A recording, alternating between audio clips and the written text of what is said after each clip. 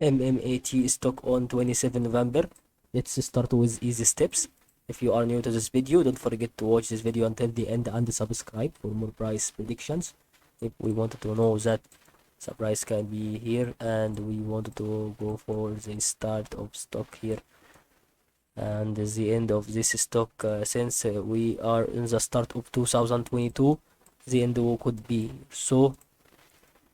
Start was fine and the end was going to add here only, and since we see on October it rise and November it rise again, and it has a chance to return back, as I can see on 2 hours, on 1 hour update. A lot of people wake up and see that whether this MMAT can be invested nowadays or not. So the right place for MMAT could be invested in its own, and that's what we wanted to know, because then we see in 2023 a lot of people will start to sell, and I hope you benefit from this special technical analysis video.